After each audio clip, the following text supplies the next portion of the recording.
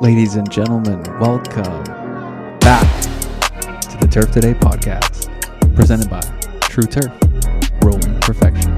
I am your host, Adam Kershane, joined by my buddy, Trevor Larson.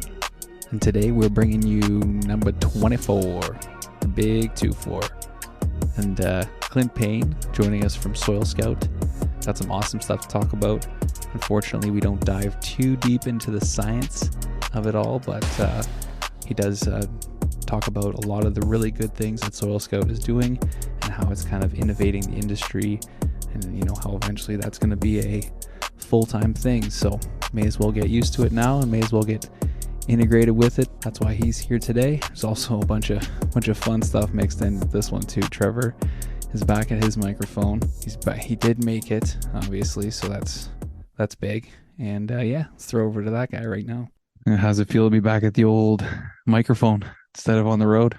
Probably a lot clearer. Yeah? Yeah, definitely. Did you listen to the last episode? Because I know you were in and out a little bit, so you missed some of it originally. I couldn't. It sounded so fucking bad. You didn't want it? No, I listened to a lot of it. I listened to those spots that I missed. It was good stuff. I always like talking about football and the Birds.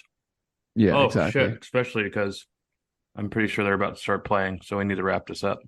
There you go. Get some time. Could always throw it on the side too. Will not listen to a word that anyone says. No. Nope, I will be a complete. The Eagles are on. Don't talk to me. So you're pretty passionate then about the Eagles. 100%. Yeah. Well, it's NFL football. We got to be passionate for your team. I'm very well aware of how stupid it is to be a monstrous fan of dudes your age playing a sport. It is unbelievably dumb. When you really break it down like that. Yeah. Yeah. To where literally if the Eagles play bad and lose, it ruins my day. It's horrible. I fucking hate it. But I also love it. And I understand it's irrational and just dumb. But it's sports. That's what makes it so great. Absolutely. But it's so silly. Like even I'll be pissed they just lose or something. My wife's like, it's just you don't play for them. You're not on the team. Or I'll switch jerseys in the middle of a game if they're playing bad. Like I've got my rituals. I don't put on I'll rock a jersey. I never match whatever color they're wearing. And then if they lost last week, I wear a different jersey. Okay. And then it'll sit on the couch until the game starts and I throw it on. And if they play shitty, I'm going to go change it out. And she was like, well, it's not going to fucking do anything. Bullshit. It does. You're that superstitious. I like dude, it. Baseball. It comes from baseball. Dude, I started a game. It was a doubleheader. And so I had 2 sets of batting gloves and I started out 0 for 3. I grounded out and struck out twice. There's 3 dog shit at bats. I threw away a brand new pair of batting gloves that I wore for those 3 at bats, put on the other ones. And then I think I went 4 for 6 for the rest of the day because it was a doubleheader. I've changed cleats in the middle of a game. I got my 3-wood re-gripped in the middle of a tournament because I wasn't hitting it good. Oh, middle of a tournament. Well, so it was it was a scramble tournament. It was like a social media influencer, whatever fucking tournament. And so there's a bunch of golf people around and they had little booths at each tee box and whatever. It was like a party tournament. And they had, I think it's Rip It. I don't know, some Australian grip company was pretty cool. And they were giving out free grips. And the dude in the group in front of us, they had a guy, he got his entire set re-gripped for free. Oh, wow. Yeah. That's kind of nice. How about that's a nice little tee to stop on. Yeah, it was rad. And so, I was like, I wasn't hitting the 3-wood for shit. And there was a cool grip. It had cheeseburgers and little beer cans on it and shit. And I was like, I want that. Yeah, take that one. That's kind of cool. Yeah. But extremely, extremely superstitious. Mm-hmm. Well, I'm playing a little bit hurt today. So I got the headphones up a little bit. I can see your cauliflower ear. Did you get fucking socked? No, I had I had a cyst growing in my earlobe, so they had to go in and grab it, and there ended up being 3 in there. I thought you were just trying to be like a gangster with your crooked headphones. No, I tried to put them on the right way, but it was just it's too uncomfortable. So we'll get through it. Long way from the heart, you know? You know what they say, the ear goes directly to the heart. Yeah. I was like, oh, it's your earlobe, so it probably doesn't bleed very much. And the doctor's like, Bullshit. wait till you see this. Anything in your head, it's full of vessels. That's why when you get like a tiny cut on your face, it bleeds forever. Yeah, that's what she was saying. There's a lot of blood vessels in your head. Oh yeah. So I got shamed yesterday. For My breakfast choice, which was actually my lunch, but this dickhead didn't know it. And yeah, there was a humongous irony to the story that I wanted to call him out on. nice. And this is on the golf course. This is in the pro shop, so I go in to eat lunch. And we've got these we got little pizzas that our GM snagged and they're solid. They're just little shitty pizzas, but they're good. And so I make them up and I'm sitting there eating them. And it's 9:30, 10 o'clock in the morning. It was probably more towards 9:30 because the hot dogs weren't done. That's why I went for the pizza. And side note on the hot dogs, he fucked up and ordered small ones. So like Ooh, the bun to dog ratio right now is really bad. you can't have that. No, I called him out on it today too. He's like, "Yeah, I know, I fucked up." I'm like, "Yeah, you did." So I'm sitting there eating. This guy's like, he looks over and he gives me that like squinty, like, "Are you really doing what I think you're doing?" Look, and he's like, "Oh, pizza for breakfast?" Like with some stank. And I was just like, "Yeah." And then he kind of gave like a reassuring, like, "Yeah, all right." And I'm like, "That's not the way you fucking asked that, bro." Like 10 minutes later, he goes to check in and they're like, "Oh yeah, what's your name?" Blah blah. And he's like, "Tony." And he's like, "Oh, Tony Pepperoni. I got pizza cart." Well, I was like, "You motherfucker. How You're in pizza. You should have been like, fuck yeah, pizza, bro." And I really want to be like, "Hey, Dick, this is lunchtime for people who wake up at a certain amount, hour." But it was just like, it was just the stank on his question. And I was just like, fuck you, Tony Pepperoni. You could come up with something more original too, you hack. I think I know what pizza cart he is, though, and I've seen it around, and I'm like 90% sure he does make solid fucking pizza. Just not in the morning though. Like you got to go there after. Apparently not. No, you got to go there at noon. Loser. I've eaten pizza in the shower. I don't give a fuck. So yeah, cold pizza out of the box on the counter from the night before. Thank you. Counter. Yeah, yes. Fuck putting the pizza in the fridge. No. Stop doing that shit. It's disgusting. For one night. If it's gonna be long. Yeah. Oh, you can't go over more than yeah. You can't go over one night on the counter. You can't go over one night on the counter. That's yeah, of course. But there is an overnight. You got to eat it in the morning. No, I mean I put it in a bag. I don't give a fuck. Yeah, everything's cooked. There's nothing. What's wrong with it? Everything's cooked. There's nothing wrong with it. But dude, I remember the first time. Sorry, we got one more pizza story. Yeah, I'm always got time for a pizza story. The first time I did that, when my wife and I were just dating long time ago, we ordered a pizza, and she's like, "Putting it in the fridge." I'm like, "What are you doing?" She goes, "Putting the pizza away." I'm like, "It goes away on the counter." I'm like, "Don't put that shit in the fridge." She's like, "What?" And I'm like, "Just trust me." And now here we are, like 5-6 years later. Pizza's on the fucking counter. Counter pizza. Where it belongs. Nice. There's not a pizza that lasts more than a fucking 2 days in my house anyway. That is a good point. She was gone last night and I crushed the family-sized Stouffer's lasagna by myself. Oh my gosh. Well, how about the coffee in your house? Are you a bit of a coffee snob yourself? I mean, I will make a cup of, like, we have the Keurig, like a nice one. And so we have little pods and we'll get different ones from time to time. I will absolutely dump out a shitty cup of coffee, but I'm not going to, like, I mean, I wouldn't say snob. I prefer good coffee, obviously, but I don't know enough about coffee. I like a Colombian roast is about all I really know. I'll go for that. Or give me the strong shit. Or have you ever had like a Vietnamese coffee? Can't say I've had a Vietnamese coffee, no. Well, that shit's good. Interesting. Yeah, Vietnam coffee. Is it just black, or do they put milk in it or something like that? I fucking don't know. But it's just Vietnamese style coffee. Yeah, I don't know if the beans are just from Vietnam or if it's like a certain type of coffee. But anytime I see Vietnamese coffee, it's like it's good stuff. Yeah, right on. Well, the reason I ask is Devin K. Tidwell, Devo Tids, who is a constant commenter and questioner of the podcast. He was writing this week before the podcast and everything. He was saying, just wondering if we're coffee snobs. And I was just telling him, like, up here in Canada, I usually go for Timmy's.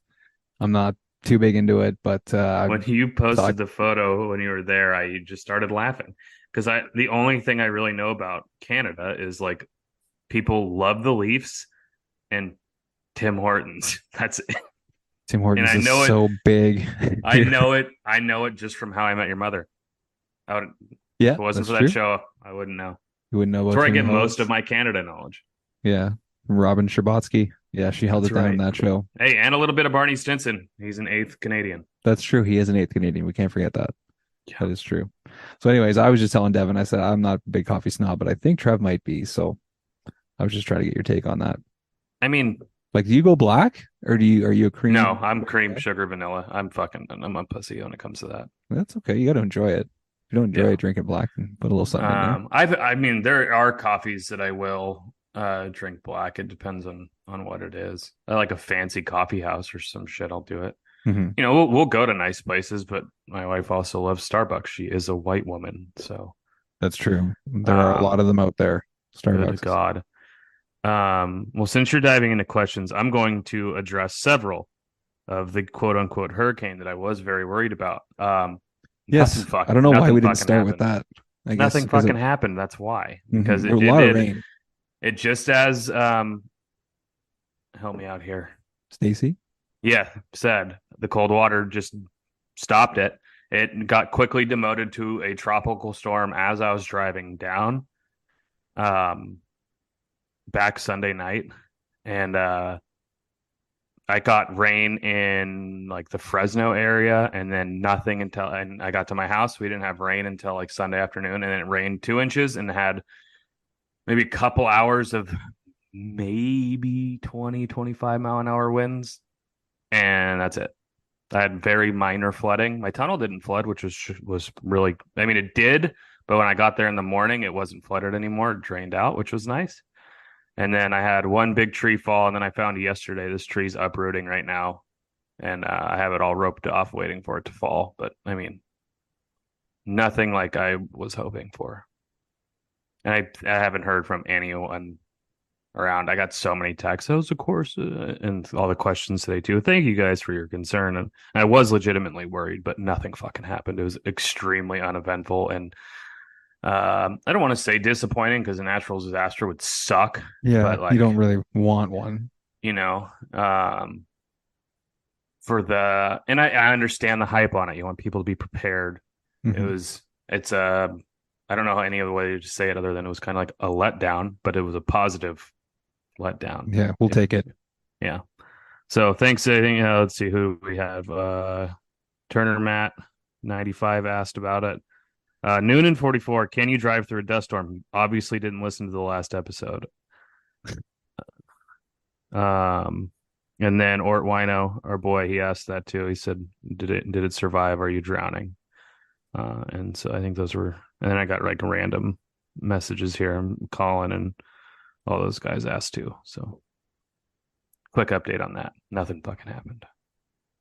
More than 30 years ago, Gold Coast, Australia locals Ray Duffy and Ronald Kay had a vision, and it was simple: to design and create a greens roller like no other.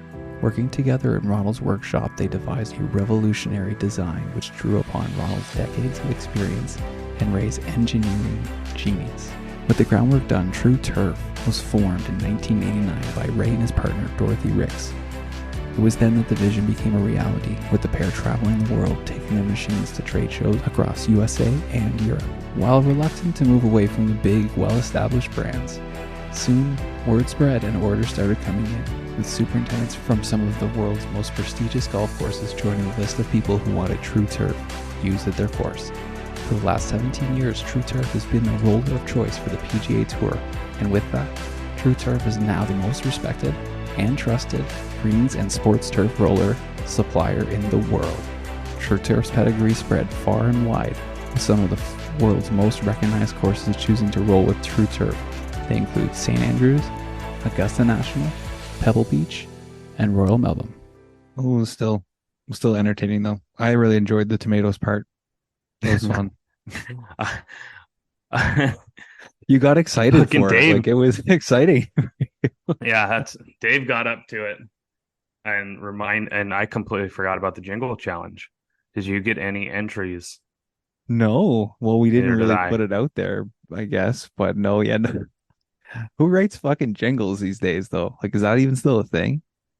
I fucking write jingles, but I have to be like decently buzzed Okay. and in like usually when I'm decently buzzed, I'm in a pretty goddamn good mood. So I got to just be decently buzzed and I could probably knock out a pretty solid jingle. Just snapping your fingers right there on the couch. No, it'll probably be off of some old nursery rhyme, just like every rap song, but Oh. I'll come up with something. My favorite jingle ever is one that's up in Eureka, and it's a septic service. Are we gonna play it? I would have to find it, but the course, like the main chorus line of the jingle, is the number one and the number two business. Oh, Steve Septic Service. Shout out. Rob Dog is the only person listening to the show, unless we have someone else in Humboldt County that has ever heard that fucking commercial. It's great. it's just Maybe, and they can't change it. It's that good. We're just gonna dude, run with this. it's one of, if not the best jingle. Like it's definitely like the best underground jingle because it's only a small local company in Mhm. Humboldt County, which is extremely small. Nice. Yeah, Well, good number for one and us. the number two How business. how far are we into the show? We've already got our first poop joke. We're doing well. I mean, wouldn't have noticed if you didn't bring it up. All right, I got a shit ton of questions. Let's get into them. I got a few for our guest today, a little more soil related. Oh, Should you replace divots or are they already dead? So fill them in with mix. That comes from Bockert. depends on the grass. Ooh. Ryegrass, yeah, put it back. Bermuda, it doesn't fucking matter. Like the shit's gone and it'll be grown back in a second. But I was I always thought it was time of year. that too. So Yeah. California, we don't really have like a wet season. Mm. Oregon, fucking wet season, yeah, put that thing back. It'll be like as if it never left. Hmm. Yeah, or the Um, shoulder seasons when it starts to get cool and stuff. It's not going to yeah, get hot and dry up. if it's real dry, there's probably no use putting the divot back. Fuck no. If it's hot out and Yeah, it's like if you're relying on and if irrigation at that point, yeah, and especially if it's warm, so it's probably going to be a Bermuda. Bermuda, regardless if it's cool or hot, it's not really going to grow back. right. And when you put the sand, it'll just fill in within like the week. So what about mowing then? Like mowing fairways? Would you rather see guys fill in divots and leave a sand pile a little high, or would you rather see him try and chunk a divot back in and then you end up I'd rather fucking, see you chunk a divot back in. You're going to fuck up my reel less that way. yeah. It bothers the shit out of me when I see people put in like ant hills. It's like It's how like ridiculous. Guys I are don't just pouring the buckets out if you or the bottles out. fucking pour it if you want, but spread it the fuck out.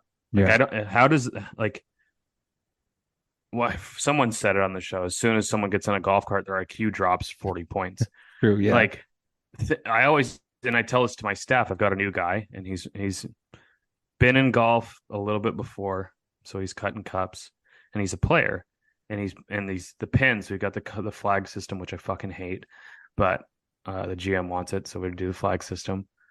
The colors, front, middle, back, blah Mhm. blah.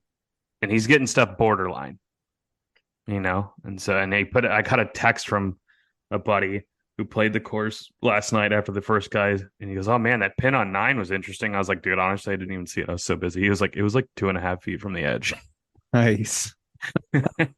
which he thought it was great because he's a golfer and like he's a stick, so it's like I like shit like that. It's fun, Mhm. but it's I had to tell him like, bro, it's like just general rule. It's got to be like kind of the length of the flag stick, give or take. Yeah. Give some of these people a chance. So I'm just kind of teaching them slow, but it's I tell them when you work and you do something, even when you're like, think as a golfer. Like, if you're a golfer, do you want your ball to hit that fucking pile of sand and No, kick a different like? Fucking think. that's right. God damn it! If So you're gonna I've fill in your never underfill thought it, of it if like anything. that. You wanna leave that piece of playing surface perfect for the next person that could potentially hit their ball right there. Yeah. You see guys hit out of divots on TV and stuff, and it's kind of crazy. So Well, you want to help them out. yeah. Take care of the goddamn golf course, people. It's part of the Honestly, game. I don't give a shit about replacing your divot in a fairway or whatever. Just fix your fucking ball marks on the greens. It's definitely more God important. damn it. Definitely more important. Yeah. Okay. But yeah, I mean, it really depends where you're at. I don't give a shit personally. Most of the time, it's not worth it. Yeah, Obviously, some of depending those, where you're at. like some of those areas, those high traffic areas that maybe there's a drop zone or approach where everybody lays up or something like that. They can get really beat up, and maybe that's Yeah, an your area that landing areas. you have to maintain. So there you go. Thanks for helping me out there. You helped me land that one. We'll guide you in there, Sully. No reference caught. Someone will get it. At Bandon, I don't know if they were gearing up for a tournament or they were just growing it in, but they laid down the nets with the spikes so that you can't play on that on certain areas, and a lot of them were in like major landing areas, and it's just growing them back. It's shit you got to do. It's kind of like what they do for the PGA, like for their practice rounds. If you ever go to a practice round for a PGA event, maybe Corn Ferry and the LPGA events, they'll have the back or wherever they're going to be having their tee markers. They'll have like a little net over the top of them so the players know not to play from that specific spot because they're saving it for the tournament day. Augusta, you'll see it all the time before like practice rounds or the par 3 event and things like that. Yeah, they kind of keep all those spots perfect, right? Mm-hmm. A little bit of extra maintenance for the guys too. They got to run up there, take out all that off, cut, put it all back. Professionalism. I like it. Yeah, but when you have, it's one of those events, there's hundreds of staff.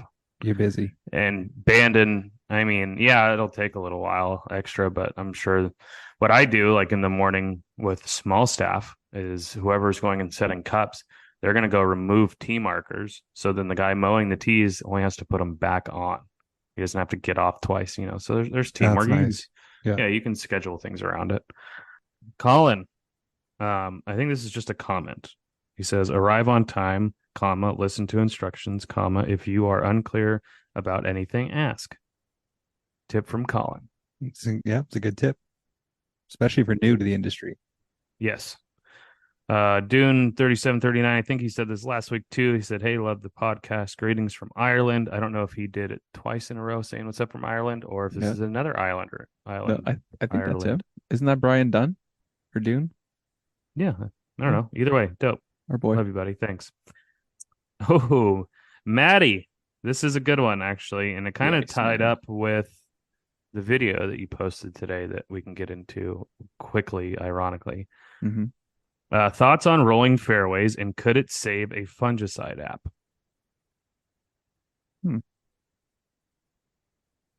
Well, we do know that rolling could reduce the disease pressure, the dollar spot pressure. So if it's dollar spot, potentially could extend. I don't think that it would substitute a fungicide app. Rolling fairways is great if you can do it. Fuck yeah. Firm fairways are awesome. I've never heard of rolling as a substitute to a fungicide app. I know that it can help prevent, but also on the flip side, though, if you do have any kind of disease or fungus, the roller can spread it. It sure could. It's a good point. I don't think there's any substitute to an app. No, you'd lose your coverage. Like your days, your windows, you'd lose those. So yeah. So I could be wrong. There could whatever, but I wouldn't substitute it. Could it save one? I mean, maybe you could push one. You don't really spray fungicides much on fairways. At least not in my experience. I'm sure there's places that need it. Oregon, I'm sure needs it because it's always wet. We get littered with dollar spot here in the fairways if we don't. Yeah, that's wet and humid. Yeah, that'll get you real quick. Oh yeah. Yeah. Okay. So yeah, let us know if there's somebody out there that does that or has some success extending some of their sprays with rolling. That'd be cool to know. Yeah, that'd be super interesting. I know the guy. He goes, you guys need to get at Profeppera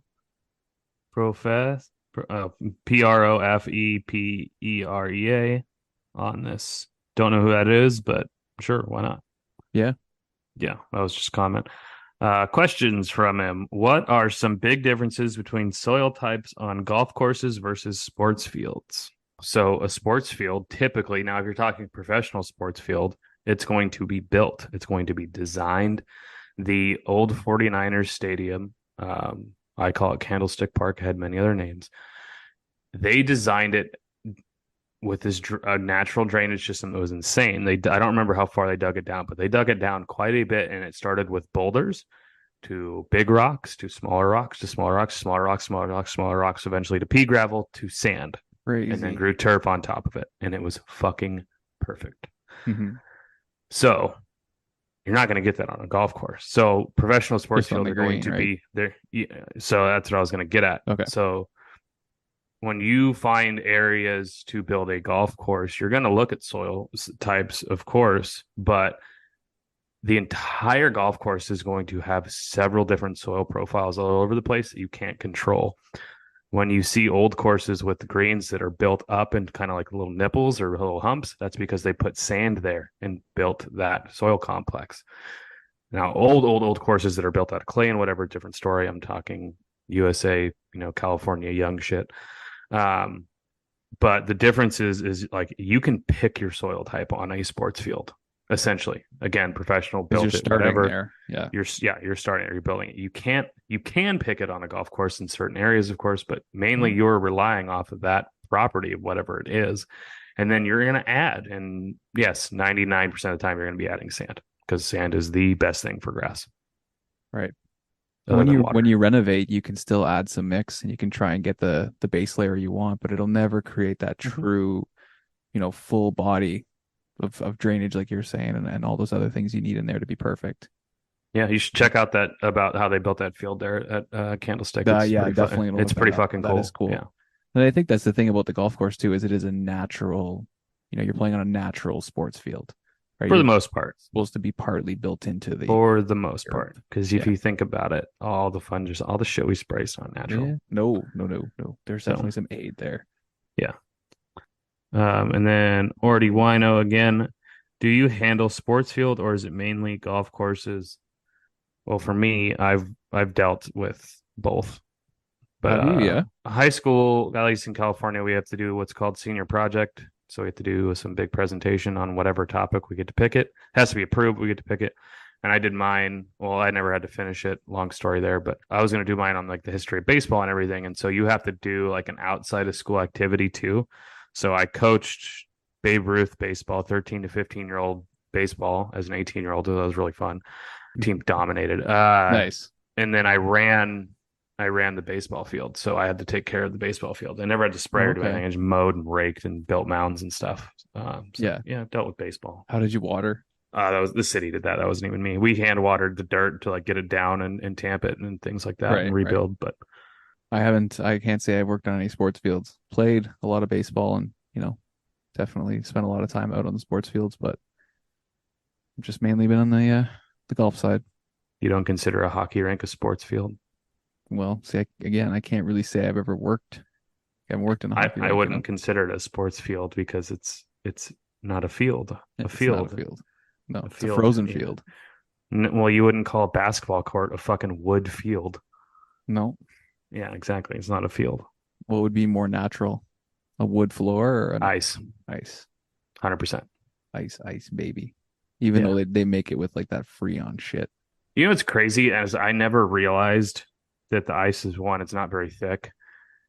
I figured it couldn't, there's obviously not like water under it, but I never realized that they painted the shit on the ground like well under the ice. I never truly thought of it, but I watched them putting down like the new Ducks logo because I think I'm going to start claiming the Ducks That's gonna be as your my squad. team. Dude, Nice. it's so hard to pick. Although Austin Matthews just signed for another 4 years with the Leafs, so that's pretty cool. That is a big one. Yep. And they got him on the cheap. Anyways, but I forgot what we were talking about. Just sports fields and ice, wooden. Oh, the floors. painting. Yeah. I was watching the Ducks Instagram thing about how they painted the shit down, and it's just like you do on like the NFL field. Like they actually like legit paint it and then they throw the water and shit over and Yeah. freeze it. It was nuts. Like it Nice. makes perfect sense when you really think of it. Right. But for whatever reason, You're just freezing a picture, basically. yeah, for whatever reason, I don't know. I don't know why. I thought maybe they had like 2 inches of ice and they painted the ice and put more water. I don't know. Yeah. We know what's interesting. It's some of like the local rinks where they don't paint the ground white. The ground's just that gray color, right? Just the concrete Yeah. color. But then they'll paint the lines. So when the ice freezes, the ice still looks white. But I know on like NHL Mm. rinks and college rinks and stuff, they actually paint the floor white. So it's Yeah. just little bit different. I guess you save some money here and there, but I think we posted a video of the Detroit Red Wings maybe last year, and they were repainting the ice and putting all the decals down and all the sponsorship, and then spraying the water, and it was a really cool video. Yeah, yeah, and like when you watch it, it makes 100% perfect sense. But it's just like I never like thought of it, and so it like blew my mind. Is Clint with us? And this interview is brought to you by Target Specialty Products, who are the makers of Turf Fuel. And at Turf Fuel, they continually work on developing new technologies and product concepts to maintain their position as industry leaders in plant nutrition, plant defense system activation, and specialty chemistries. As good as their products are today, even they know that more is possible. And when we talk about that bicarbonate stress, they have an amazing product called Dissolve.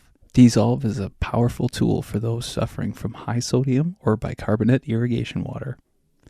Like we've said many times before, if you need help with your plant health, get in touch with Target Specialty Products. Clint, we can't hear you or see you if you're with us. Unmute. Yeah, I can't see myself There either. he There he is. is. We can hear you at least. So my wife screwed up our vacation timing, and so I'm technically on vacation. So I haven't had not that there's a big problem with that because I can go to the beach for like an hour, and then I'm sick of it. So I'm so with you, dude. My wife loves going to the beach, and I just sit there. I'm like, this is so fucking boring. Yeah, it's hard to do.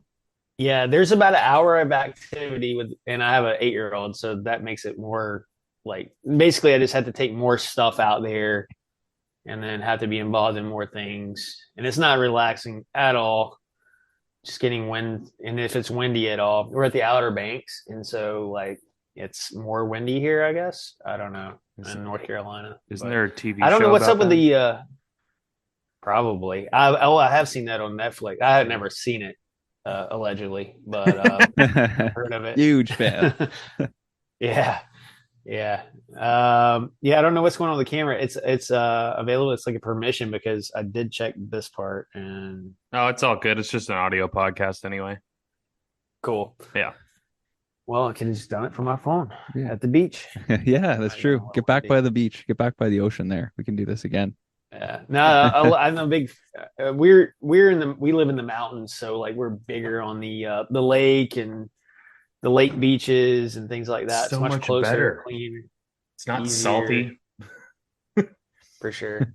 But I just come back every so often to remind myself that I hate taking everything out, getting salty and sandy, and then bringing it back, and then we're good for another year at least before we make the pilgrimage. And it's actually from where we live in the mountains in North Carolina. We drive 8 hours. We drove over 8 hours if you don't stop to get to the Outer Banks. So we could have driven to Florida quicker.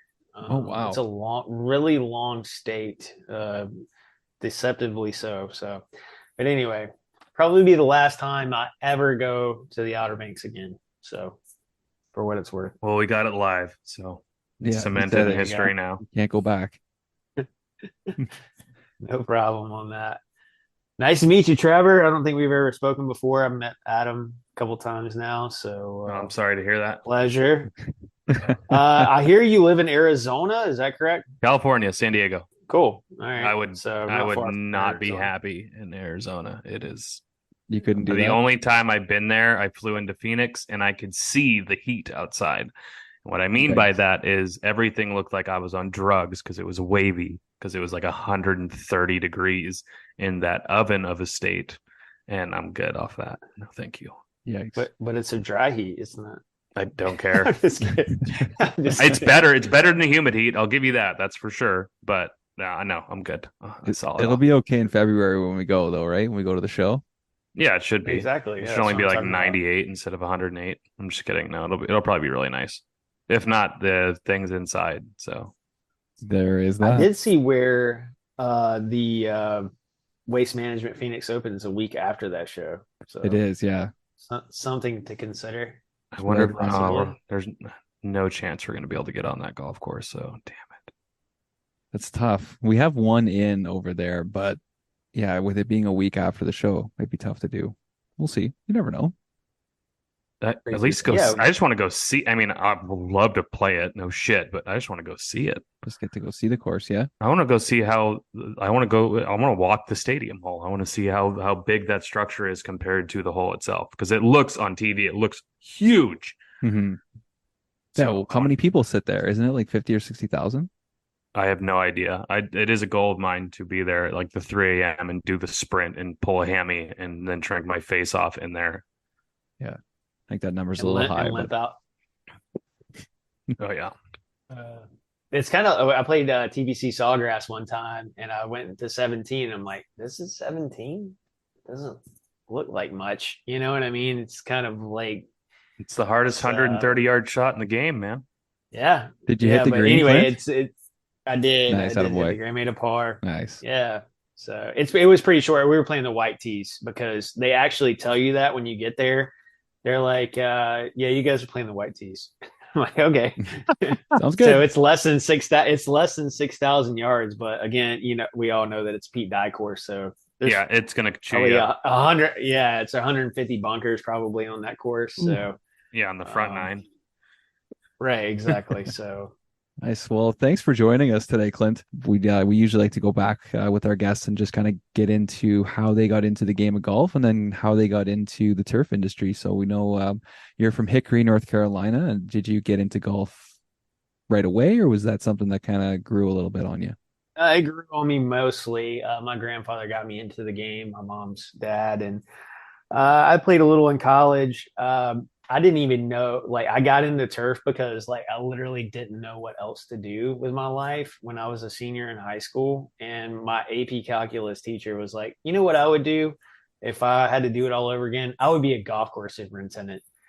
And anyway, so that's how I ended up. I wound up at NC State and went for turf and worked at golf courses through college and did some internships and things like that. And wound up as an assistant in Chapel Hill. And so I was in the golf game for the very first part of my career. And then I got out of golf to go into sales because, like, I would be on the golf course and this Rainbird rep would come in and I'd be like, man, this guy's making more than 2 hours than I made in the last 2 weeks. Of course, I was like, I don't even know. I was like an assistant technically, but it was more like I was hand watering greens on the weekends and spraying. And yeah, you're an assistant. Yeah, exactly. I was more like a second assistant, I would say. But yeah, it was a really good experience. I mean, I love being on the course, but as you probably talked to other people, it's really hard to balance your work life deal being a golf course superintendent, because you're essentially like married to the game, quote unquote, in a way. Mm-hmm. Especially when you're growing bent grass in North Carolina. At least it's a cheaper divorce. Exactly. It's like you're exactly. Well, I mean, there's like, at least when I don't know what the statistics are now, but there's a higher on average divorce rate in this profession than in other professions, just because it's long hours, high stress, a lot of that kind of stuff. So it's way to bring down the show, man. Yeah, sorry, dude. Well, you know what? Like, hey, let's talk about mental health, and like that's all important now. It's like you can't get your family back, you can't get all that time back. So it's more important than ever to focus on yourself and all that. Anyway, that work-life balance is huge. Okay, so I am on vacation, but I did regulate myself this morning from drinking right when I woke up, just so I could be on this podcast. Yeah, right, exactly. But I have had 3 drinks, so I'm a little loose. Attaboy. So you might have to rein me in a little, but not Not at all. Let it fly. Yeah, nothing too unprofessional here as far as But of course, when you're going to these trade shows, like we were just talking about, that tends to happen anyway. So you got to be good with trying to maintain your professionalism while also drinking quite a bit. Yeah, So, that happens. anyway. I think everybody in our industry is pretty comfortable with that and knows kind of that it's going to go hand in hand with how we are. You can't Sure. grow grass without drinking. I think that's like scientifically proven. They've definitely done that study for sure. Yeah. If not, I'm going to start it. A noble cause. So what are you currently doing? What is your job title now? You've done an assistant. You've been in on the turf side, and you said you bounced out of it. What is it that you're doing now? Well, I bounced out of it. I went to in ag irrigation sales, and so the last 20 years previous to my current role, I was in agriculture irrigation and overhead, solid set stuff, drip irrigation, and in fact, drip irrigation is coming back. The USGA is doing some research on drip irrigation underneath out at Cal Pomona. We actually have some product out there just for research purposes in conjunction with the USGA. But yeah, so it's kind of coming full circle in that way. So it's interesting, and but it's strictly on the greens, but it's for water conservation. You can do fertilizer management from underneath the green that way. It's all injected. Of course, you have to filter the water because it's going through smaller orifices. But so I was in agriculture irrigation for 20 years, worked for a couple of different manufacturers there. And then I went to work, and now I've come to work for Soil Scout, which is a soil monitoring company. And basically what we do is we provide soil data to users, and whether it be in golf, which is our primary business, sports turf. We even sell in, for your guys' purposes, even in the sod producers, riding on top of pivots. So this device, and so the way we deliver the data is unique to us and proprietary and all that kind of stuff. But the data itself is very powerful for making turf management decisions. And so that I'm back into the turf management. But the reason that I was hired here primarily is to integrate with these irrigation companies like Toro and Rainbird, and the two primary ones in the golf business as far as manufacturers. Hunter's also in that game to a lesser degree. Oh, they're stepping up. Yeah, well, good for them. So anyway, I got some kids running around here, including my own. But I would hope so. Yeah, they're going outside, so that's good. But so interested to hear what you have to say about Hunter. But I actually did work for Hunter on their ag side as my last position. But so that's our focus, and we have had some successes there, and we could let you know more about that later. But essentially, we're trying to integrate in their platforms because they you don't have to go to two different places to have the data and then also make the management decision on the irrigation side. So but yeah, so now I'm working for Soil Scout, and so we have a product. It's wireless, so it's fully variable underground. It's real-time data, so you're getting temperature, EC, and moisture data in real time, 24 hours a day. And we take that data and we help turf managers make decisions off of that. And so how we get that data to the turf manager is unique, and it's kind of why we're better suited for golf and turf, is because it's wireless and easy to install after the fact and all that kind of stuff. So and we have some patents based on all that. And so that's how that works. And yeah, I think I answered the question, hopefully. Yeah, definitely. Well, I think you should just get into a little bit more in depth as to, a Soil Scout comes to a golf course and they're going to do a little bit of a demo and show a superintendent what the system, what the sensors can do for them. Just kind of walk us through what that would look like. Yeah, so they're going to bury the sensors in the root zone. We use a couple different ones. One's just a single depth sensor. It's called our Hydra 100. and we just call it a Scout sensor. And essentially, it's a 2-inch by 5-inch device that you bury fully underground at whatever depth you like, up to 6 feet deep. In our instances, we're gonna have a shorter crop height, and so therefore the roots are shorter as well. And so we're more interested in what's happening anywhere from 2 to 6 inches deep. Sometimes deeper. Just depends on if you don't want to leach fertilizer and things like that. But essentially, the data, and we can take the dual depth sensor, which is essentially you're transmitting, and the proprietary nature of the product is you're transmitting from underground with an underground antenna, and so that antenna configures itself to the soil condition, and it lets that radio wave escape the soil in comparison to like a terrestrial antenna that where you take a radio wave and it's pretty even wavelength, and the air is not very dense, and so there's not a lot of interference either. So it's really easy to transmit radio waves through the air. But when you go underground, there's the density of the soil to consider. There's moisture factors that will what they call attenuate the wave, which basically means absorb the wave. It's a heat thing, essentially, and it absorbs that wave. So what we do is deliver this data wirelessly through a alternating wavelength, essentially. And yeah, so that's why I took the job. I mean, it's there's a lot of soil monitoring devices out there, and there's a lot of ways to bake that cookie, or I don't know, whatever the saying is. But the way we do it's proprietary, and that's the reason. But anyway, the data that they use or they get is the main thing. This is the most important part to the manager, the superintendent.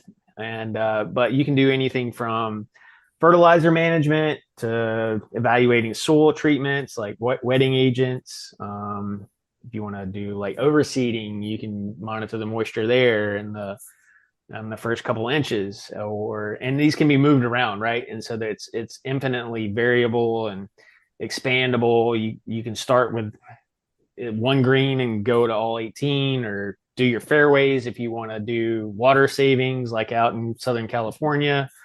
It depends on the objective of the superintendent. Some superintendents want to monitor salinity, like in Florida. They have really saline irrigation water, so they're looking at salt buildup, when to flush, all that kind of stuff. So there's variable. Some people want to reduce labor, like not. And this product isn't. We've been fortunate that we've gotten in some pretty famous places over the years, but really this is a peace of mind for the superintendent as well, because they're getting live data from, if they're not at the course on the weekend, or they know that these spots are being taken care of. But so it could potentially reduce some labor costs. And I mean, it goes on and on. I mean, you can use the temperature data for, and you guys interrupt me if I just keep rambling. No, it's all good. It's all good stuff. It's good to hear about what the sensors do. Yeah, so the temperature data, you can, like, if you're doing pre-emergent applications, or if you're like in Adam's case, he's wanting to monitor in Canada, he's wanting to monitor what's happening underneath the greens and while they're covered, in particular, what the temperature is, when they're going to break dormancy, heat and cold stress. And yeah, so that's some of the temperature data. And then, of course, there's moisture. We get moisture data, and that can go along with optimizing your irrigation schedule, or the conditions on a course can vary greatly depending on how it was built, as far as like the fairways being push up and the greens being USGA sand, or all of it being push-up greens, or and so over 200 or 300 acres on some of these courses, there can be quite a bit of variability in the soil type, and then again, you want to maximize or optimize your irrigation, because you want to minimize disease pressure and your spray bill, and all that kind of stuff that goes along with having more data, having more information. and just making us better managers of the product. But with the moisture, you can look at your infiltration rate. You can correlate the moisture to temperature. You can correlate the moisture percentage to salinity as well. Obviously, more rainfall you have, hopefully, the less salinity you have over time. And so some people really count on that to maintain their courses, especially on the coastal courses. We're finding that the salt just builds up and builds up and builds up, and we have to be able to manage that. So all these sensors, they can go to your phone. That's what I'm picking up here. Like whoever's controlling that system, I'm sure you could have more than one person log into it, but you should be able to get all of this info via your phone. correct. Yes, it's a web-based application. We call it the hub. And so that's the standalone part of this. Obviously, we're also trying to integrate with other platforms. You want to be on that Toro the major Infinity. one.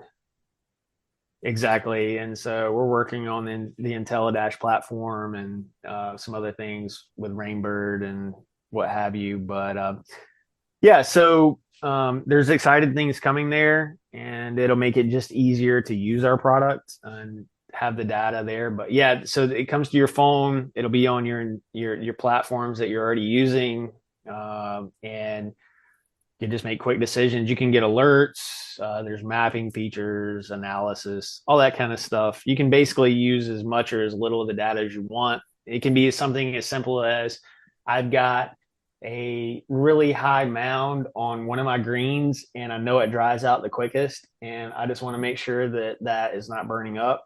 And you could have literally one sensor with one base station. Now, usually we don't necessarily recommend that from an agronomy standpoint, just so you have something to reference it off of. But and from a sales standpoint, because obviously we'd prefer to sell more than one sensor. But yeah, I mean, it's as easy as that, or you can start to use it for all these management decisions that I mentioned previously, and really get your money's worth and then some. I know you brought a couple out to our course and we got to play with them for a day, and they were really cool, really user friendly. And obviously, like you said, you can move them around, use them for different purposes. I guess the biggest question we had, or one of the biggest things we saw from Soil Scout, or maybe one of the misconceptions, is that, they are expensive and they're just for high end golf courses. But one of the biggest reasons we wanted to, kind of bring you on and tell your story is that this is something that can really help everybody. Somebody like Trev, who's kind of running his golf course by himself right now and doesn't have much help, to somebody who's got 30 people on their staff. So maybe just talk to our members about, how Soil Scout could help everybody. Yeah, it sounds like somebody's listening, Trevor. I don't know. No one listens. I'm just kidding. Maybe some of your helpers.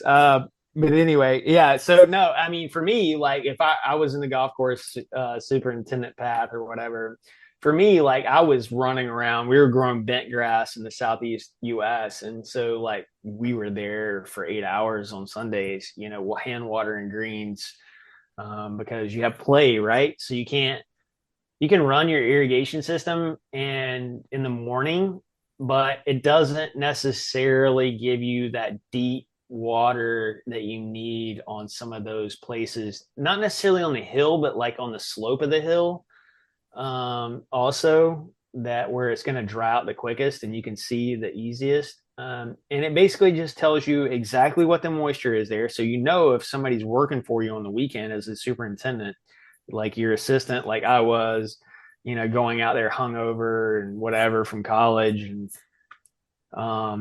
trying to do this and knowing that they watered enough, or if they're watering too much, or vice versa, all that stuff. And if they're there, and we have competitors in this space, and some people tend to think that the competitor is the TDR. Well, it's really not. If you're already there, great, use the TDR. But this is for if you're not at the green, and it's one of those things where you have peace of mind, or you know where to go first. And so it's really more for the course that doesn't have the big staff, because the big staff has plenty of people to go out on the weekend and go check greens and go water, and has an army and interns and all this kind of stuff. It's the course that doesn't have the maintenance staff, and labor's becoming more and more of an issue everywhere, as we all know. And trusting that labor is very difficult for somebody that has their job on the line every day.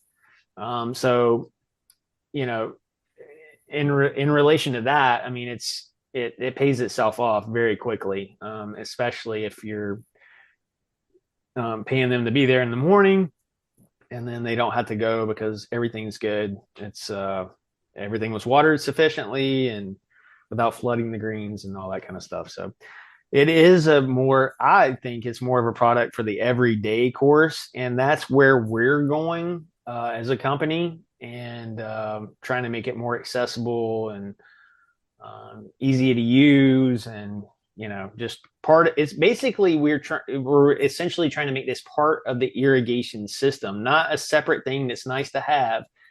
And a lot of these places, like where you live, Trevor, it's more important than ever to conserve water. And and you have the proof, right? I mean, you don't have to say, hey, we're not overwatering, we're not leaching nitrates, we're not doing all this stuff that the environmental associations are worried about. You have proof that we are doing our due diligence as a course and not overusing water or overusing inputs, essentially. Nailed Hell it. yeah. I could use those, but I can already tell you I can't afford it. You know what? Like, you'd be surprised, but we can talk about that offline. Because that's something they prices. would last a while, right? So like we talked about the It's easier to justify as a capital purchase, because these sensors, not only the antenna is the secret sauce of the patented part, but also the underground antenna, but the battery consumption. So essentially, these are like oversized. In the Scout itself is like an oversized C battery, I would say, but it only uses a half a watt of power every time it turns itself on to give you the reading. So the battery life is, we say 20 plus years, but the calculations are 30. And then actually in Finland, the first prototypes have been in the ground in that type of environment, for all you Canadian listeners out there, for 18 years. So it works well there. And so it's meant to be a permanent system that doesn't require power. So even the communications devices that uploads the data to the cloud doesn't require power. It's all solar powered. amazing. So they got a cool product. We just got to get the word out. That's why we're doing this, right? And originally from Finland? Yes, the company is from Finland. So the reason it was founded was, we have these two really smart guys, but that met at University of Helsinki. But one of them was a grower. I'm going to screw this up and I'm going to get grief if they listen to it, but it's like, everything's older over there, right, than over here. But he's essentially like, the farm's like 600 years old or something. That's probably not right, but everything's really old there. And so, but anyway, they grow. It seems like everybody there has like a job, but then they also have a home farm. It's like that kind of culture. And A little side hustle farm. Yeah, exactly. And you can't pay the bills with it, but necessarily if it's not, It's not even it's to sustain themselves. The Scandinavian cultures are just people, especially outside of the big cities, are just extremely self-sufficient because they're so far away from everything. They kind of have to do it, or else they're going to be traveling a long, long time to get all this stuff. So why not, when you have the land, grow it yourself? Well played, sir. It's like you're from there. Yeah, maybe we should be. But yeah, so anyway, so Johannes is the founder. Well, he grows stuff, right? Well, they're trying to get over in Finland. They're trying to get into the fields as early as possible. So because their season's so short, right? So they're wanting to get in and get out before it frosts, and so they're wanting to know the temperature and moisture. So they can go to plant, right? It has to be over a certain temperature. It's like over Oh no, I'm not gonna say the temperature because my Fahrenheit to Celsius, but let's just say it's 20 degrees Celsius or 55 degrees Fahrenheit. Help me with this, Adam. But all good. anyway, We use Google for they're that trying shit. to exactly. We need a calculator, but so anyway, that kind of stuff. So he's trying to get in the field early, get planted early, so they can grow the crop and get as much yield as possible for it for us. And so that was the whole reasoning for it. And so this was actually founded in agriculture. It's just found its place in turf and sports more so just by the technology side. But then he went to Helsinki University and met this other genius named Yusi, who's a radio expert, and he's like the kind of guy that wants to figure out how to make his own, or is trying to make his own like circuit boards and stuff. So anyway, it's that kind of guy. So basically, you can make all this really cool technology, and not to mention that it's winter a lot there, so I just imagine them like fidgeting with stuff like in the Lots of winter. downtime. Yeah, Right, exactly. So like that's kind of how it started, and it's developed from there essentially. that's really cool. Like you were saying earlier, that we really want to test it out on the winter here and what it would be like taking our tarps off in the spring, because that's always a bit of a guess. You're trying to figure out what your soil temps are like. You're trying to figure out what the weather's going to be like and everything. And if you could have all that data in one place and be able to tell what your greens are doing, maybe you're pulling a few tarps one week and then waiting a few days and pulling a few other tarps because they're not ready, but you're able to see all that data right on your phone or your computer or whatever. So I think that's could be really good for some of the northern courses or courses that have to cover their greens. Absolutely. You're managing the cold stress, and yeah, so you'll be set up with that system come October. So yeah, Nice. we look forward to doing that with you, and yeah. That'll be fun. All right. Well, we got to ask you about a couple fun stories. Okay. I'm very curious about this hungover stand pro action. That sounds like a very, very, very specific dirty movie that only people in our industry would be interested in. Well, and then I would say that there was some sleep deprivation in there quite a bit as well. Because Cover your hangover. So it's this cool. is yeah. So here's exactly. But here's the thing: like all these guys going to turf school or going to school for turf, like they're in college, right? So like they're wanting to hang out and party and like do all this stuff. Well, the problem is like the golf course never closes, and you got to be out there before play to do mow the greens, and you guys know everything about that. I don't have to explain everything. I have no idea how to do my job. Exactly. So but yeah, so you're trying to get as many like maintenance related activities done before, so you have to get there so early. And like most of my turf stories are in relation to like if we would beat, I went to NC State, so if we beat Carolina, and Carolina at that time was like winning national championships and basketball and things like that. If we beat Carolina, I was calling in. There's several times where like anyway, I'm not going to get too much into it, but go to the course before I was due to be there, so I wasn't late. But like the Sand Pro, yeah, I got really good at that, and then eventually I even hung over and half dreary eyed and whatever else in college. But yeah, it was pretty interesting, and I was pretty good at it, honestly. I have to admit, Did you that was a pretty ever go in still buzzed enough to where you nearly puked doing donuts in the Sand Pro? Oh no. I don't know if I ever puked, but there were times that I went in under the influence and bouncing on, like I was riding on a tractor one time, and like I would hit like a bump on the cart path, and it was one of these old Fords that had like springs in the seats. Yes. And it would bounce me, and I would just like, and I'll just say that I went to the festival was called Green Fest the night before, and who knows what happened, but Snoop Dogg and Cheech and Chong and yeah, no, it was Leo more from that like 70s show. it was more like the hippie crowd, but they look like they belonged at a Dead concert or something out there, and um, all the associated activities. So you guys can read between the lines, but essentially those are my earliest memories of being in turf, and then just trying to keep my job while also trying to maintain a social life. And so that was very difficult to balance. That can be And tough I feel sometimes. for all you, yeah, I feel for all you young guys that aren't married that still want to go out and hang out with your boys and party and all that kind of stuff during, even on the weekends, the golf course is open. So it's, there's no getting out of it. No.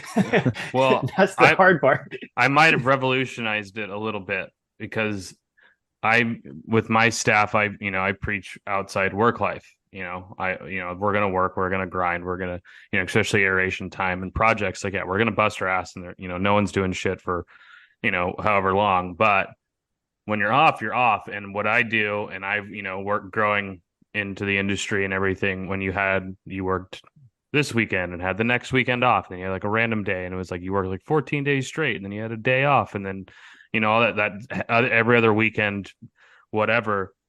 I got 4 guys on staff. 2 guys get Friday, Saturday off. The other 2 guys get Sunday, Monday off, so that they can actually have a fucking life. Obviously some courses you can't really operate that way. We get so busy on the weekends. Like the dudes go in, they mow the greens, cut the cups, move the markers, and leave. Done. We ain't doing projects on the weekends. Like tomorrow, it's going to be me and one dude, and he's got to leave for a doctor's appointment. So Goes back to that work-life balance and the mental health and everything we started this interview off talking about, right? Really got to be able to take care of yourself so that you can go to work and enjoy your job and perform well. Those superintendents out there that give their assistants or give their guys 2 days off in a row, that's fantastic. You shouldn't be expecting guys to work 6 days a week or long hours all the time. Depending on the time of year. Yeah. Well, there's always times. We know it's a Yeah. grind in our job, but being able to give people time to be able to spend with their families or do things and take care of their lives. We're so busy these days with everything you have to take care of, your house and your cars and your family. Like it's crazy. So that's huge for your mental health. And it's good to hear you do that, Trev. I'm a pretty swell guy. Well, we know that. It's easy to get burnt out in this profession. Oh, and a lot holy of people shit! do. Yeah. And it's August right now, so we're right there. You're talking to the fucking end of the wick here. God damn. Yeah. I hear you, buddy. Yeah. So it's good that you do that. I mean, it's more relevant than ever with the work from home movement and with COVID and all that. Like it's very important to try to manage that because you'll just get burnt out, right? I mean, you can't keep going full throttle forever. You got to take some time for yourself and really try to figure that out. So it's not always easy, though. I'm sure Mm-hmm. there's a lot of pressure out there with memberships and expectations and all that kind of stuff. So I don't envy it, and try to help manage some of that stress where you don't have to be there as much as you may have used to have to be there. So in that way, hopefully we can help and alleviate some of those pressures. Yeah, it seems like Soil Scout is helping. We're trying to innovate, and make things easier on superintendents and greenkeepers. So Yeah, I know. I literally can't leave my general area without something happening at my course. It's been proven the last 3 times I've left the town. Something catastrophic, or at least not really catastrophic, but something that I can't describe to someone over the phone how to do. mm-hmm. For the most part, I've had happen. So It seems to work out like that every time, doesn't it? dude, it's awful. Yeah. I can't leave. They have a tracking device on you. Yeah, they know where he is. Dude, fuck, at this point I wouldn't be shocked. We appreciate you joining us today, Clint. If there's anything else you wanted to plug or talk about, it's your show. So no, we are currently running promotion with Turf Today for 20% off a system. So now's a great time to do that, especially here in the later days of summer. and even not in the summer, right? You were just talking about how we can use it in the winter as well. Absolutely. So, yeah, 20% off with promo code Turf Today on our website, and there's a link in the Turf Today bio to follow that, and then you get to talk to me after that, or Christian. Christian's our quote unquote golf specialist, and he's a bright young guy and really energetic, and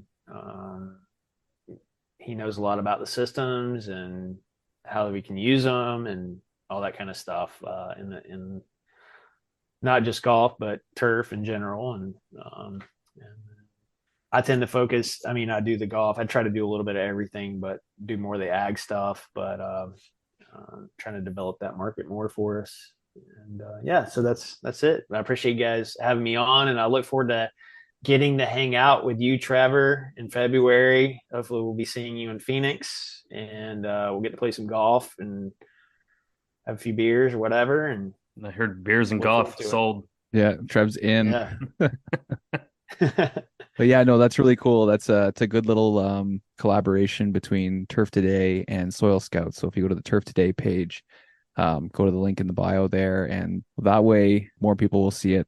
We can get more eyes on it. Reach out to them, get the conversation started. They're not asking you to buy anything. They're just asking you to get the conversation started and see what they can do for you and your golf course, because this is something that is going to innovate the golf turf industry. And it's going to grow with, all the autonomous mowers and all the different things that are coming, the soil sensors and stuff under the ground. It's going to be a big part of it. So getting ahead of it now and starting to learn these systems would be good. One last thing before you go. So we're partly owned by Husqvarna. So we've been doing some, not that we prefer Husqvarna or anything, but we have done some joint demos with autonomous mowers and our product in conjunction with one another. So maybe we can set something up for later in the year, next summer, for you guys to come see that live. So that'd be fun. All right, boys. Appreciate it. Awesome. Enjoyed it. And we'll be chatting soon. Thanks for joining us today.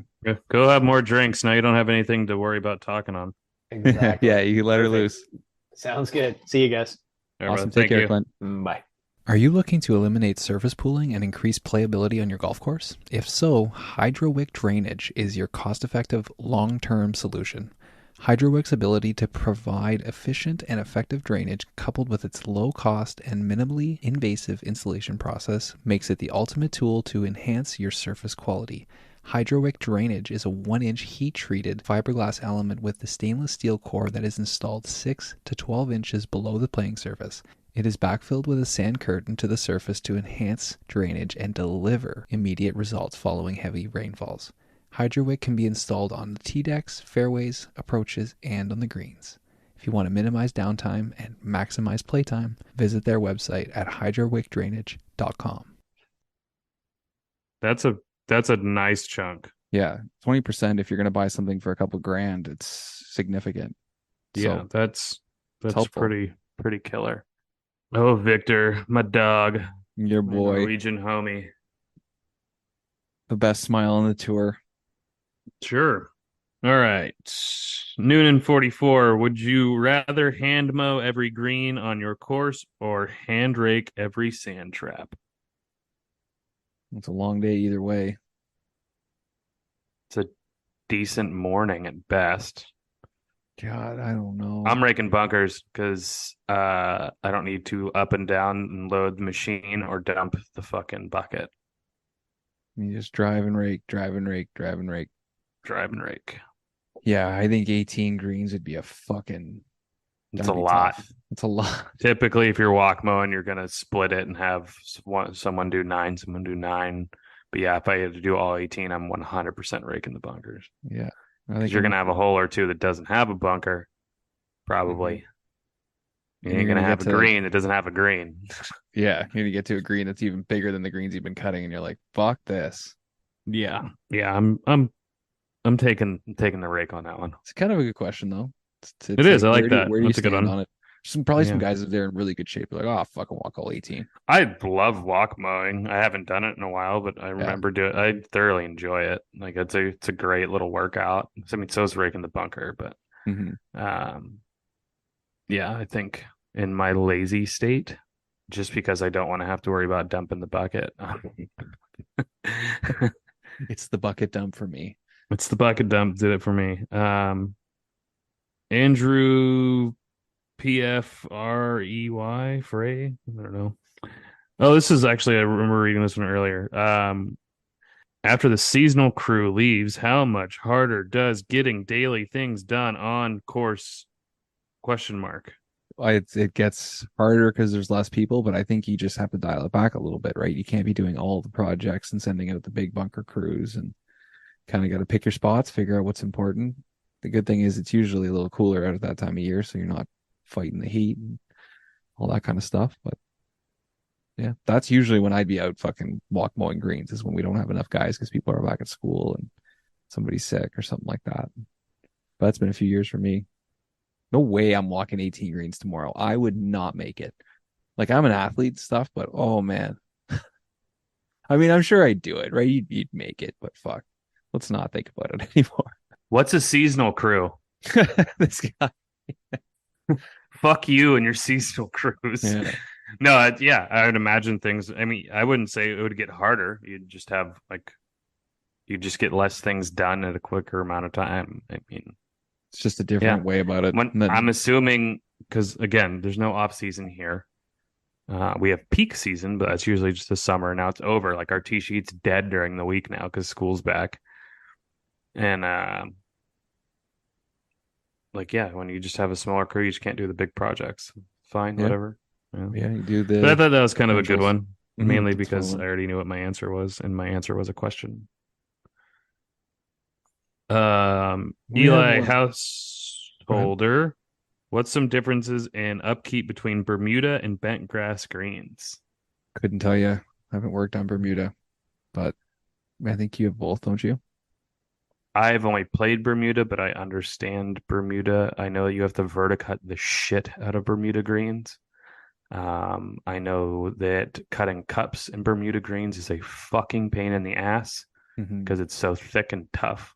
Yeah. I do know I have mainly bent grass, which all my dead spots I've like really, really noticed and locked it down today.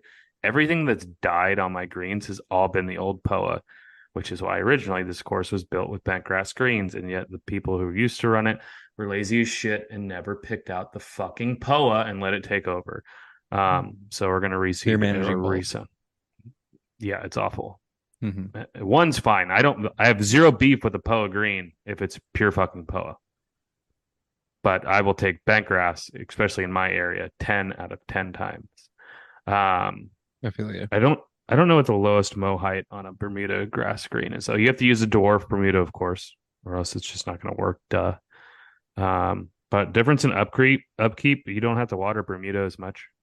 It's more there you drought go. tolerant.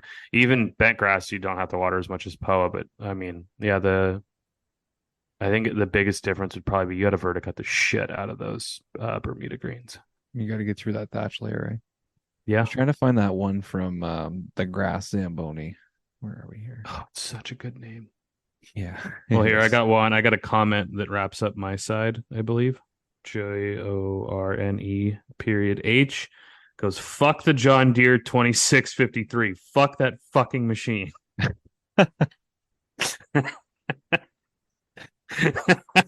Got him. And that's it. Yeah. Well, amen. That's funny. I'd have What? to actually look up which one that is. Let me see, because I mean, even like I know the Toro is a little bit, but let's see which one that is. Oh yeah, nope. Oh, dude, I love one of those. It's basically their Sidewinder. Oh. All right, you got to follow up now, Jorn. Yeah, we need to know what happened. There's a story Yeah, behind this. why are you cursing this machine? I've driven some old as fuck ones of these, and they're still gangster. Yeah, the old John Deeres are still going. That was kind of my guess. That's so funny though. I loved that. That was great. Grass Zamboni waterproof boot recommendations other than Huck or extra tough. Vans MTE 3s. You're the Vans guy. I Did am. you see that baseball player wore Van cleats the other day? Yes, for the Phillies when he threw a no-hitter. His Right. first. Yeah. That's Mike Lorenzen or whatever. He's been wearing Vans cleats since he's played in Detroit. I want to say he pitched for the Angels too. Is he He's the a only California one? kid though. Yeah, he gets them custom made for himself. He rocked the first pair he had. They were the skate highs, and they were the sickest cleats of all time. Wow. Yeah, and now he has the Ultra Ranges, which are also super dope shoes for the golf course. In the superintendent position where you can wear shoes. The Vans Ultra Ranges, yeah, are also very good. But yeah, I have the MTE3, I believe is what they are. But the MTE is like the boot Vans version, and mine are Gore-Tex, which is great. They're pretty darn breathable, and when it's really cold, which it does get cold here in Southern California, believe it or not, they're super warm and dry. There you go. Good recommendation. Bam. I've been wearing Blundstones for years, so I can't really talk about anything else. They're Yeah, you got waterproof, so your little shit kicker horse poop scooping boots. hey man, I don't know. I hated them for years, and I watched They people wear look them, and you're like, so fucking dumb, but I'm they sure they're do. great. They're so Usually the comfortable. most comfortable fucking like Crocs. Crocs are stupid as shit. But have you ever put a pair on comfy. or Uggs? You ever thrown a pair of like your wife's Ugg boots on? No, that wouldn't Man, work. fuck me to tears. They're comfortable, Yes. dude. I mean, they look comfy. They're just fucking pillows. Yeah, it's what you put on your feet. It feels Yeah. like you're getting a hug from like 1,000 baby bunnies. Ooh, nice. Yeah, Now, why don't they have a golf cleat like that or a golf shoe like that? because your feet would sweat like a motherfucker. That's true. Yeah. Why are my feet so wet? Sop, sop, sop. Yeah, guys are always looking for good recommendations for boots. You can't be waterproof, steel toe, and breathable at the same time. They haven't made that shoe yet. Someone's had to. Red Wing, probably. Red Wing makes great boots. Yeah. Fun one from my buddy the other day. I have to look it up because he was texting me. Oh, yeah. I got not several. I got a couple questions like a couple days beforehand in the DMs. Guys, the way it Yeah. works is you put them in the thing because they're organized. I'm not going through the 8 gazillion messages to find your fucking question 3 days later. So, So it makes it tough. if you want to be on the show, ask an appropriate question, Dave. It doesn't necessarily have to be turf related, but let's keep it in the realm of.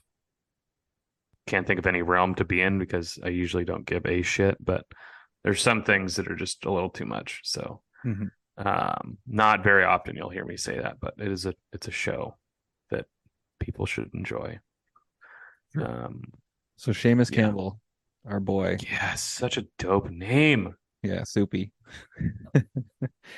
He goes, boys, what's more important, the pin or the plug? The pin, because I'm not playing the fucking plug from yesterday. So from the golfer's perspective, the pin. Golfer's perspective is the pin. From the superintendent, it's the fucking plug. That's what However, no, you have a lot more leeway to fuck up the pin than the plug. I'd rather you be low with the plug, obviously, so you don't scalp it. But that is the lesser of two evils, the low plug. yeah. Yeah. You know what I've I was learned about the telling- fucking pin over the years? Is Hmm. once that pin's in for the first group, it's out of your control. People are going to fuck with it all day. Oh, yeah. And once that ferrule gets grinded down a little bit or the flag gets a little wonky, like you're going to have loops out there. This is what I do. part of it, And This right? is how I train my guys. I'm like, okay, so when you cut the cup with the traditional, just the red par 8 cup cutter, the red one, your shoulders are over the top, over the square, and you wiggle it in, so it's nice and tight. You get halfway through, you look around and you look at your center bar on that cup cutter. All right, it's good. And you keep your shoulders square over the wood handle and your hands, work it all the way down, give it a couple spins, pull it up. I use a cup setter. I've seen guys use the flag and tap it in, which works too, but a cup setter is way faster and way easier. Do that, put in the setter, give it a couple spins.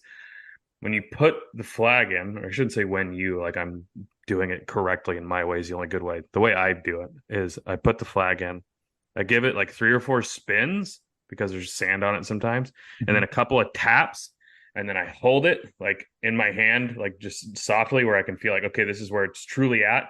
And then you let go. And more often than not, especially with old shit, it's going to lean somewhere. And you can tell real quick if it's the ferrule or the cup when you do that.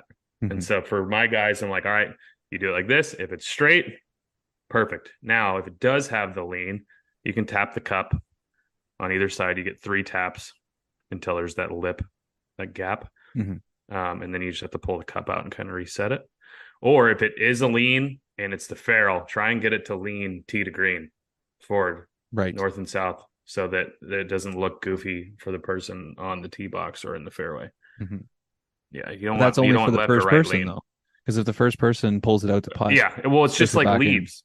It's like leaves Yeah. on a tee box or on a cart path. You blow it once and it looks great in the morning. Fucking done. Mhm. I had a guy go back and I was like, all right, I need you to blow out the bunkers. This was years ago. So he needs to blow out the bunkers. He's like, okay. Shit tons of time goes by. I'm like, where the fuck is this guy? So I call him, I'm like, what are you doing? He's like, oh, I'm on 3 blowing the bunkers. I'm like, you're only on 3? He's like, oh, I already did them all, but we got more leaves in the bunkers. I was like, bro, Guys.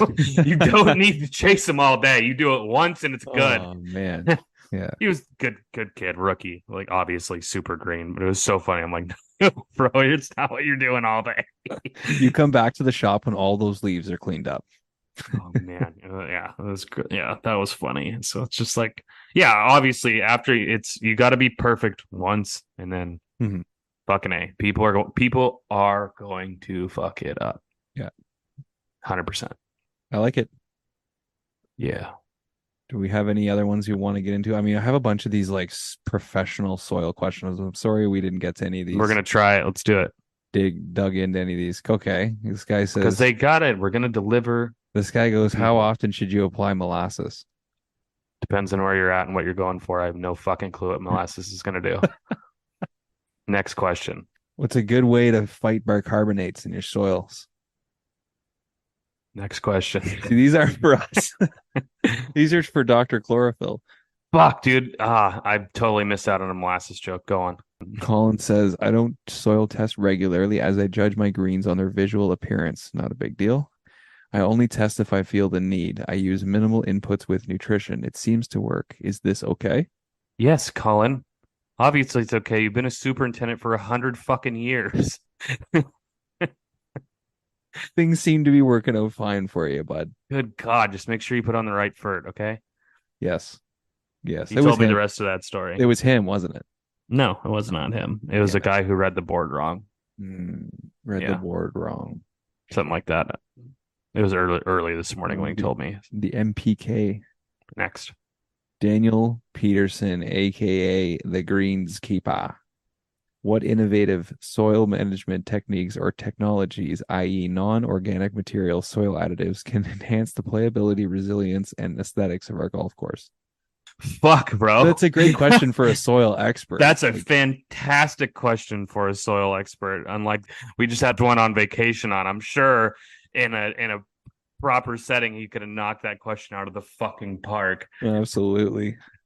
Oh man. So anybody dealing with stubborn, localized dry spots on their golf course? Aqueduct Flex from AquaTrolls provides rapid recovery of stressed turf in as little as 3 days. Flex is an industry favorite with an easy-to-use, resealable packaging that allows turf pros to treat problems on the go. Simply throw a bag in the cart and hit that LDS with some Flex while you make your morning rounds. It's also perfect for those high-traffic areas like greens, collars, and tee boxes. Treat or prevent LDS with a product that has true Flex appeal. And grab a bag for your shed today. Visit aquatrolls.com/flex for more information. Oh, the kid driving the triplex video. Diving in. Fantastic. Hired. So if you go to their page, he's got other videos of himself, like do whipping fairways by himself and wait, doing do other whipping shit. fairways Yeah. with like a do whip. Do roping fairways. I said that Thank wrong. you. Fuck. I was gonna be like, God damn, he's still out there right now. Down and back, down and back.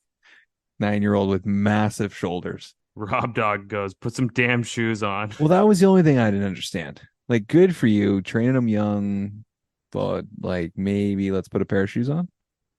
No, fuck that. He's not on the payroll. Pretty sure he's a superintendent's son, though. So, well, there you go. Not on the payroll. But either way, better than half my staff. He's fucking dialed in. Yeah. Is he even heavy enough to get the seat to set That's why off the he's. seat switch? I think that's why he's fantastic. sitting like that. Like he's sitting so forward on the seat to keep the fucking sensor down. No, the next comment is from somebody who goes, the switch has been broken for years. And then the next one under its quotes, broken. Fantastic. OSHA's entered the chat. Yeah. And then the guy who posted it, he's only 9. Thanks for sharing. Holy shit, he's 9. What a badass Yeah. kid. Well, no, That's how dope. about somebody else comments? No hard hat. Oh, Jesus. Shoots better lasers than my seasonal guys. Little dudes throwing darts. Probably makes better turns than half my crew, too. Lasers, he's hired from Austin, Texas. Right around the time I started. Get it, little dude. Yeah, prove it. More lasers. Barefoot, but I respect it, though. Got it. Them lines. I would hire him today. He's a pro. Hell yeah. Little dudes throwing darts, the guy says. Yeah. Mm-hmm. And I love this. Matt Robinson 20 throws out his guy Al Hogden 17. He goes, he mows better than you. And he responds, I thought it was you on the triplex this morning. Burn, gotta love it. Awesome. Dialed something in a foreign language. Another person chirping at someone else. Someone put how to get divorced. I don't get that. Okay. Do we want to dig into the video of the guy fixing the irrigation head? Not so much the video itself, because whatever, but the comments, because there seems to be a bit of an argument. I think it was a foot valve change, but he either didn't turn the valve off all the way, or it's a valve in head. You don't fucking need to. So why was it weepy off the hop? It's a great question. So I think that's why this guy started it's fighting. A Toro. Well, that's not the valve that's holding. I mean, it could be off because I mean, if you turn off a lateral valve, there's going to be water in the line.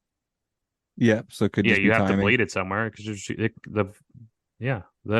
if it's the end of his line, he's got nowhere else. It doesn't even need to be the end. Even the front of the line is still going to have water in it. If you just turned off the lateral valve, there's going to be water in the line. There's residual pressure. There's going to be water coming out somewhere. Mm-hmm. And if you only open and that's on the hill and it's the top of the line, then there's probably not going to be very much water, obviously. But if it's flat ground, it doesn't fucking matter where. There's going to be some water coming out. And that looks like pretty goddamn flat ground to me. Mm-hmm. No, you're right. Okay. They had nowhere else for it to go. So Rainbird is way better. Disagree.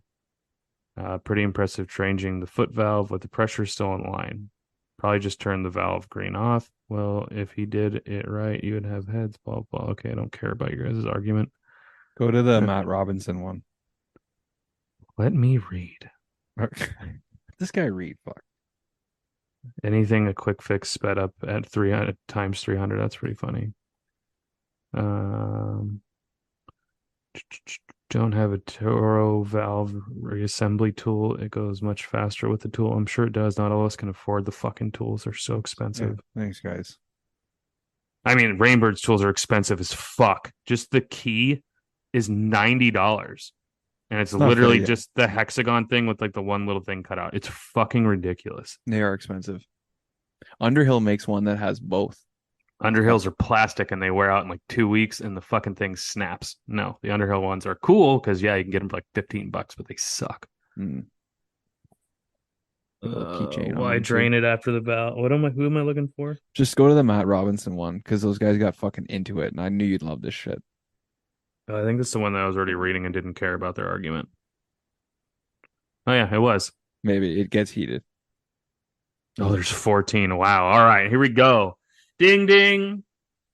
Pretty impressive changing the foot valve with pressure still in the line. Probably just the valve green turned off. Response. Well, if he did it right, you have heads running then I can't fucking read. The water's still pouring out of the head. Could have been the EOL, end of line. There's no pressure there. Who taught you how to fix irrigation? This is a third party coming in. This is clearly a simple weeper. They did everything correctly. Brother, I will outdo you in any irrigation project out there and do it faster and better. Sorry, I go to the low point in the loop and relieve the pressure of the drain lines before removing the foot valve so that I'm not dealing with water pouring out like you see here. Hashtag triggered. And then have a great day. That's a total middle finger. Yeah.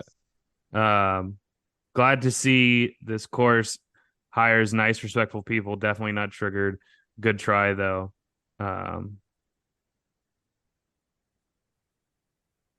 Make that reputation of your club. Nice job. And then an LOL. Results speak for themselves. I think you're doing just fine here. Best of luck to you. Humble yourself. Damn. 2024 US Junior Am is coming. Would love to get another volunteer. Send us your applications. Oh, buddy. Trust me, brother. I would never volunteer up there. I got plenty of other ins at better places. Keep being someone's bitch. Okay, we'll unpack that. Just remember you're just another number and you can easily be replaced. I'll make sure. Oh, Yes. wow. I'll make sure to meet up with you at GIS when we can talk face to face. I mean that if you're important enough to get invited to your club. Wow. Okay. So, well, Shots I mean, fired. I don't want any beef with this cat calling out folks, but bro, you got pretty fucking triggered, dog. You just call like, come on, dude. Like, it's a simple video. I mean, sure, the guy might have chirped a little bit and whatever. Cool.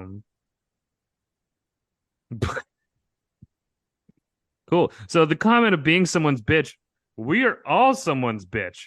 If you're the superintendent, you're the board's bitch. You're the GM's bitch. You're the owner's bitch. If you're assistant, you're the super's bitch. If you're just a course worker, you're the assistant and the super's bitch. So shut up with that. Like, no. No, you're right. Like, yeah, like everyone's someone's bitch unless you own the course, in which you're probably not being the superintendent unless you're John Ashworth, who's a badass motherfucker. Mhm. And then, man, calling someone out, like, let's talk. The guy wasn't even like, he wasn't even being rude. Yeah. You But, just got hey, into whatever. it, you know? It's irritation, so even if you're talking it, you still get heated about it. Everybody does things differently. You got that Everybody. right. We very, very rarely in this industry, especially all over the world in the nation, are going to do things the same exact way. Now, when it comes to simple things like how do you turn off a head? Oh, you use the valve key and twist it, blah, fucking blah. Okay, yeah, those are going to be the same. No shit. Practices of how we do things, whether it be changing a head, whether it be changing that foot valve, whatever, mowing patterns, real sharp, anything, all going to be different. Will there be similarities? Yes. Will people take things from their previous club to their new clubs and still use that practice? Yes. But for the most part, everyone's going to be doing something different. And 99 point, I'm going to go 0.4% of the time, we're all going to help each other out and go, oh man, you might want to try it this way if that's not working, rather than saying, hey, let's meet you at GIS and let's fucking talk face to face. That's the first time I've ever seen something like that. And Well, if you and Nick Patterson do a raking contest, we could have a fight in the octagon of the golf course right after.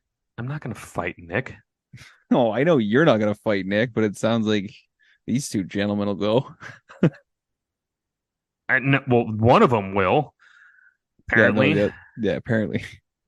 He there's goes, not I'll gonna be a fight you if rake-off. you're I've already important won. enough. He goes, I'll fight you if you're important enough for your club to send you. Like, I mean, go, hey, on his side, that's a fucking good burn. got him. That's Yep. that's a good burn. It's way over the fucking line for a comment on a person fixing a head, but it's a fucking funny line. Yeah, I liked it. Yeah, Nick and I aren't having a rake off, by the way. No. Anyone else can challenge Nick, and I will be the judge and be the Fuhrer of bunker raking, and he can be the king. There you go. Probably shouldn't have said Fuhrer. I've been watching too many World War II documentaries. Okay. Hey, there was Führers before and after that weren't Hitler. So, Yeah.